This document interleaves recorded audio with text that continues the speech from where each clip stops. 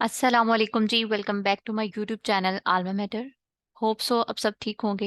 अच्छा जी, आज के लेक्चर में हम देखेंगे अमेंडमेंट्स में to the constitution of Pakistan के अब तक जो पाकिस्तान के कॉन्स्टिट्यूशन में अमेंडमेंट की गई हैं उनके बारे में हम देखेंगे जीके वन पेपर के पॉइंट ऑफ व्यू से, यानी डिटेल में नहीं देखेंगे। जस्ट हम इस तरह से उनको तैयार करेंगे कि आपका अगर एमसीक्यूज आता है किसी भी पेपर में, पीपीएससी, एफपीएससी, एमओडी या एफआईए, किसी भी तरह का आप पेपर दे रहे हैं एनटीएस आगे, तो आपके ये जो मार्क्स हैं आप गेन कर सकें।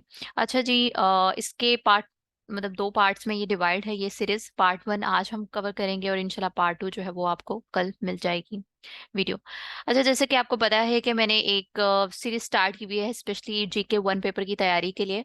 तो इससे पहले ऑलमोस्ट 22 to 23 वीडियोस जो हैं वो जीके पे बना दी गई हैं, तो आप उनको प्लेलिस्ट में जाके देख सकते हैं।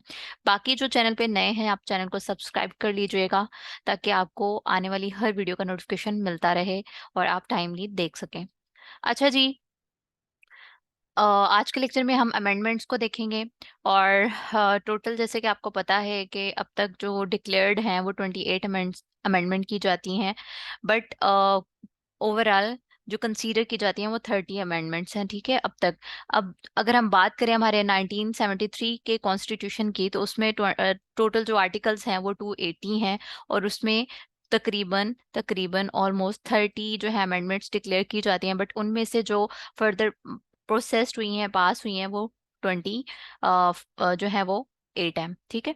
अच्छा जी, उनमें से भी कुछ जो है वो जस्ट कह लो कि एक हाउस से पास हुई थी और रिमेनिंग दूसरे जो हाउस है हमारा पार्लियामेंट का, वहां से पास नहीं हुई थी। तो उनको जस्ट नंबर दे दिया गया था, यानी अमेंडमेंट का नंबर दे दिया गया था, बट उन पे प्रोसेस नहीं हुआ। अच्छा जी, स्टार्ट करते हैं फर्स्ट अमेंडमेंट। अच्छा, मैं आपको ये एक बात बता दूं कि जो फर्स्ट 7 अमेंडमेंट्स हैं ये जुल्फकार अली भुट्टो के दौर में हुई थी। यानी अगर हम बात करें फर्स्ट 7 अमेंडमेंट्स की, तो तब जुल्फकार अली भुट्टो का दौर था, तो उन्होंने अपने दौर में पहली 7 अमेंडमेंट जो हैं वो पास करवाई।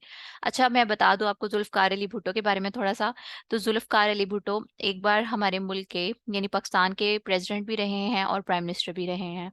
प्रेसिडेंट जो थे ये हमारे पाकिस्तान के फोर्थ प्रेसिडेंट थे। कौन भला? जुल्फकार अली भुट्टो। जुल्फकार अली भुट्टो पाकिस्तान के फोर्थ प्रेसिडेंट रहे हैं। उनका जो ड्यूरेशन था वो 1971 से 1973 तक था, ठीक है, ऑलमोस्ट 2 इयर्स।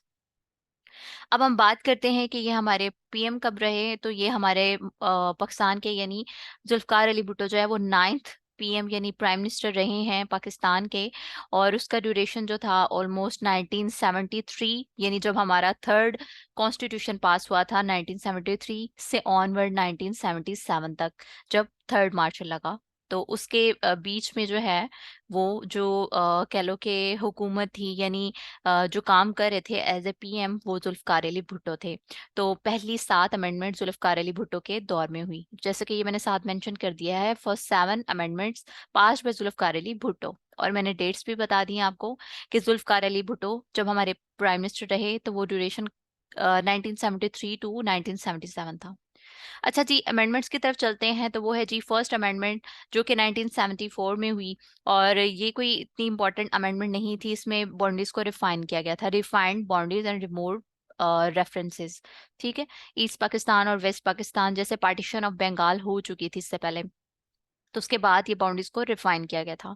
सेकेंड अमेंडमेंट थी 1974 में भी ये हुई ऑलमोस्ट, और इसमें जो अहमदीज हैं उनको नॉन मुस्लिम डिक्लेयर किया गया। ये मोस्ट इम्पॉर्टेंट कह लो कि अमेंडमेंट थी हमारे अब तक के कॉन्स्टिट्यूशन ऑफ पाकिस्तान में, जिसमें अहमदीज को नॉन मुस्लिम जो है वो डिक्लेयर किया गया जुल्फकार अली भुट्टो के थ्रू, ठीक है।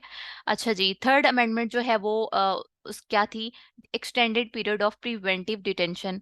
मतलब क्या कि जो अक्सर मुजरिम हैं जो जराइम करते हैं, तो उनको प्रिजन में डाल दिया जाता है, जेल में डाल दिया जाता है, बट ऐसे कह लो कि कह लो कि कैदी जिनसे खतरा लाहक होता है, जैसे गैंग्स होती हैं, गैंगस्टर्स होते हैं जिनसे खतरा लाहक होता है, तो उनको क्या कर दिया जाता है? नजरबंद कर दिया जाता है। जिनसे खतरा होता है तो उनको क्या कर दिया जाता है? प्रिवेंट उनके खिलाफ प्रिवेंटिव डिटेंशन कर दी जाती है, यानी उनको नजरबंद कर दिया जाता है। तो ये था कि नजरबंद करने का जो ड्यूरेशन था वो बढ़ाया गया। कौन सी अमेंडमेंट में? थर्ड अमेंडमेंट में। फिर है जी फोर्थ अमेंडमेंट। फोर्थ अमेंडमेंट जो है वो 1975 में हुई। इसमें क्या था, bail in preventive detention and additional सीज फॉर माइनॉरिटीज। यानी जो प्रिवेंटिव डिटेंशन है, वो लोग जिनसे खतरा लाहक होता है, जिनको नजरबंद कर दिया जाता है, उनकी बेल सिर्फ और सिर्फ हाई कोर्ट के जो जज होंगे उनको उनके थ्रू ही होगी, ठीक है। और एडिशनल जो माइनॉरिटीज के लिए सीट्स हैं वो भी इस अमेंडमेंट में इनको कंसिडर किया गया। फिर है जी फिफ्थ अमेंडमेंट। तो फिफ्थ अमेंडमेंट की अगर बात करें तो इसमें क्या किया गया था, widen scope of restriction high court, ठीक है। कि क्या किया गया था, जो हाई कोर्ट है उसकी फर्दर जो पॉलिसीज हैं उनको रिस्ट्रिक्ट किया गया था, उसके जो फर्दर कह लो के इम्प्लीमेंटेशंस थी पॉलिसीज में, उनको जो है वो रिस्ट्रिक्ट किया गया। फिर है जी सिक्स अमेंडमेंट, ये 1976 में ऑलमोस्ट हुई। और इसके थ्रू क्या हुआ, रिटायरमेंट एज ऑफ जजेस यानी chief justice of supreme court, यानी इनकी जो रिटायरमेंट एज जो है वो मेंशन की गई। यानी सुप्रीम कोर्ट के जो चीफ जस्टिस हैं उनकी एज 65, और हाई कोर्ट के जो जजेस हैं उनकी एज 62 डिक्लेयर की गई।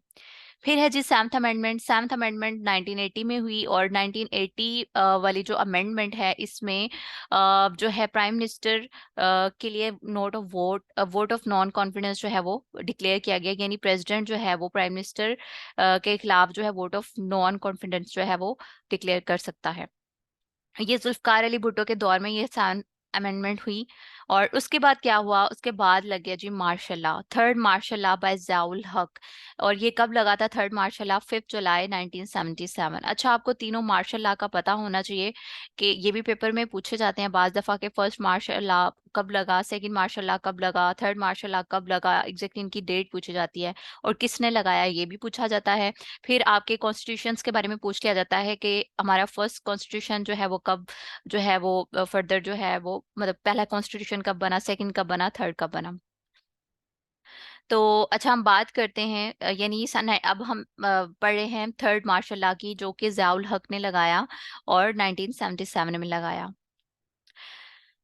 अच्छा, बाज दफा बच्चों के माइंड में एक क्वेश्चन आता है यहाँ पे, एक मैं आप लोग का कॉन्सेप्ट जो है वो क्लियर कर दूं। बाज दफा कह दिया जाता है कि जो जब मार्शल लॉ लगा था तो इसको, इस कॉन्स्टिट्यूशन को दोबारा रिवाइव क्यों कर दिया गया था, वो इसकी एक रीजन है।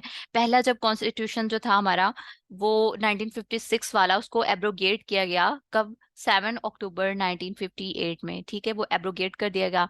सेकंड जो हमारा कॉन्स्टिट्यूशन रहा 1962 वाला, जो कि अयूब खान के दौर में था, जो अयूब खान के दौर में हमारा कॉन्स्टिट्यूशन जो है वो बनाया गया, उसको एब्रोगेट किया गया, यानी मार्शल लॉ लगा 25 मार्च 1969 को बाय याया खान, ठीक है। और जो थर्ड वाला हमारा जो कह लें कि मार्शल लॉ लगा, वो ज़ियाउल हक ने लगाया 5 जुलाई 1977। लेकिन इसको कम्प्लीटली एब्रोगेट नहीं किया गया था, इसको फर्दर इसमें चीज़ें कुछ ऐड करके इसको दोबारा रिवाइव कर दिया गया था। अच्छा जी, अब हम बात करते हैं एट्थ अमेंडमेंट की। अब देखें यहाँ पे, ये मार्शल लॉ का ड्यूरेशन था 1977 से ऑनवर्ड 1985, ठीक है। उसके बाद जी ये एट्थ अमेंडमेंट हुई, जिसमें आर्टिकल 58 2B को इंसर्ट किया गया, ऐड किया गया। इसमें क्या था, असेंबलीज रेजोल्यूशन बाय प्रेसिडेंट, यानी प्रेसिडेंट को सिर्फ हक होगा असेंबलियों को डिसॉल्व करने का, ठीक है। यानी आर्टिकल 58 2B के थ्रू ये आर्टिकल जो है वो इंसर्ट किया गया, कौन से कॉन्स्टिट्यूशन में, 1973 के कॉन्स्टिट्यूशन में, जिसमें प्रेसिडेंट को पावर दी गई कि वो असेंबली को डिसॉल्व कर सकता है, ठीक है। अब यहाँ मैं एक और आपका एक कॉन्सेप्ट क्लियर कर देती हूँ कि जैसे हमारे आर्टिकल 1973 के सॉरी 19 हमारे कॉन्स्टिट्यूशन 1973 के में कितने आर्टिकल्स हैं, 280, ठीक है। तो अब आपके माइंड में भी ये क्वेश्चन आया हो कि ये जो आर्टिकल है, आर्टिकल 280 है, लेकिन अमेंडमेंट्स इतनी ज्यादा हुई हैं, तो इससे क्या ऐसा है कि ये जो अमेंडमेंट्स हैं ये मजीद जो है वो आर्टिकल जो है वो काउंट की जाती हैं? तो नहीं, ऐसा नहीं है। पाकिस्तान में स्पेशली जो है अमेंडमेंट्स को आर्टिकल कंसीडर नहीं किया जाता, इनको अमेंडमेंट ही कंसीडर किया जाता है। लेकिन ये होता है कि जिस आर्टिकल में ये अमेंडमेंट की जाती है, जिस आर्टिकल में ये अमेंडमेंट को इंसर्ट किया जाता है, उसको फर्दर कुछ क्लॉजेज में जो है उनको नंबर में दे दिया जाता है। जैसे 58(2)(b) या बी ए दे दिया जाता है, बी जो है वो नंबर दे दिया जाता है, इस तरह से। लेकिन अमेरिका की कॉन्स्टिट्यूशन में जो कोई भी अमेंडमेंट होती है तो उसको further as a article consider किया जाता है। ठीक है। अच्छा जी, हम देखते हैं नाइन्थ अमेंडमेंट और ये 11th अमेंडमेंट। ये आपको मैं पहले बता दूं कि ये अब मैंने इस तरह से इनको कट क्यों किया हुआ है। वो इस तरह इसलिए किया हुआ है कि नाइन्थ अमेंडमेंट और 11th अमेंडमेंट जो है, ये अमेंडमेंट जो है वो काउंट इसलिए की जाती है क्योंकि ये एक हाउस से पास हुई थी। यानी जो है एक अमेंडमेंट को पास करने के लिए दोनों हाउसेस की जो है वो हमें वोट चाहिए होता है। दोनों हाउसेस की हमें 2/3 मेजोरिटी जो है वो चाहिए होती है एक अमेंडमेंट को पास करने के लिए। लेकिन ये जो अमेंडमेंट है, नाइन्थ है और 11 है, ये पास क्यों नहीं हुई? ये जस्ट एक हाउस से ही पास हुई थी और फर्दर इन पे कोई भी कह लो कि इन पे इम्प्लीमेंटेशन नहीं लगाएगी, इनको पास नहीं किया गया, तो इनको एज ए आर्टिकल नंबर तो कंसीडर किया गया, बट इन पे फर्दर जो है वो प्रोसेस नहीं किया गया था। ठीक है। अच्छा जी, नाइन्थ अमेंडमेंट 1985 में ऑलमोस्ट हुई। Sharia will be the supreme law of the land. ये ज़ियाउल हक के थ्रू ये एक अमेंडमेंट की गई, नाइन्थ अमेंडमेंट, कि शरिया जो है उसको as a supreme law consider किया जाएगा किसी भी मुल्क का। लेकिन यहाँ पे फिर ज़ियाउल हक जो है वो उनकी डेथ हो गई। उसके बाद 10th अमेंडमेंट हुई। इसलिए ये जो है, सॉरी, इसलिए ये जो नाइन्थ आर्टिकल है इसको फर्दर फिर सॉरी नाइन्थ जो अमेंडमेंट है इसको फर्दर कंसीडर नहीं किया गया। अच्छा, अब हम देखते हैं 10th अमेंडमेंट। तो ये 1987 में हुई। इसमें क्या था? Interval between the sessions of the national assembly will be 130 days. इसका क्या मतलब है कि जैसे कि आपको पता है कि नेशनल असेंबली का जो इजलास होता है वो हर साल में 3 बार होता है। ठीक है, हर साल में 3 बार नेशनल असेंबली का इजलास होता है। और वो मतलब उसका एक जाहिर है उसमें एक पैसेज होता है, गैप होता है कुछ महीनों का, ठीक है, कुछ दिनों का। तो उसके बाद दूसरा इजलास होता है, फिर तीसरा इजलास होता है। तो 10th अमेंडमेंट क्या थी कि 10th अमेंडमेंट के थ्रू जो है वो डेज को फिक्स कर दिया गया कि ऑलमोस्ट 30 डेज का गैप होगा और उसके बाद जो है सेकंड इसका इजलास होगा नेशनल असेंबली का। फिर 30 डेज के गैप के बाद अगला उसका इजलास होगा नेशनल असेंबली का। ठीक है, यानी 130 डेज हो सकते हैं बट इससे ज्यादा डेज ना हो। ठीक है। फिर है जी 11th अमेंडमेंट 1999 में ऑलमोस्ट हुई। इसमें क्या था? रिवाइजिंग रिजर्व सीट्स, यानी जो reservation of seats of minor majorities. यानी ये जो अमेंडमेंट थी इसमें क्या था कि जो ऑपोजिशन थी उसने मेजोरिटी की सीट्स जो है उनको बढ़ाने की कह लो कि रिक्वेस्ट की थी, बट इस पे गौर नहीं किया गया, इसको फर्दर एक्सेप्ट नहीं किया गया, इसलिए ये पास नहीं हुई दोनों हाउसेस से। ठीक है।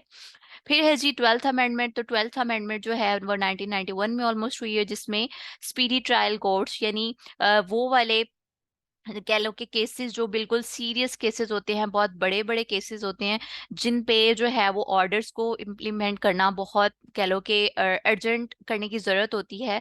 तो 12th अमेंडमेंट उसके सिलसिले में की गई कि ऐसे केसेस के लिए जो है वो स्पीडी ट्रायल जो है वो की जाए, और ये 3 साल के लिए रही। ठीक है। तो ये पार्ट 1 था अमेंडमेंट्स का। इसका पार्ट 2 अभी बाकी है, जिसमें फर्दर जो रिमेनिंग अमेंडमेंट्स हैं उनको डिस्कस किया जाएगा। और होप सो आपको ये जो एक शॉर्ट सी वीडियो थी, एक छोटी सी कोशिश थी मेरी तरफ से आपके GK 1 पेपर की तैयारी के लिए, तो आपको पसंद आई होगी। अगर अच्छी लगे वीडियो तो आप वीडियो को लाइक कर दीजिएगा और फर्दर शेयर भी कर दीजिएगा। बाकी चैनल को फॉलो कर ले ताकि आपको आने वाली हर वीडियो का नोटिफिकेशन मिलता रहे। और बाकी हम मिलते हैं अगली वीडियो में, और अगली जो रिमेनिंग अमेंडमेंट्स हैं उनको हम वहां पे डिस्कस करेंगे। थैंक यू सो मच जी। अल्लाह हाफिज।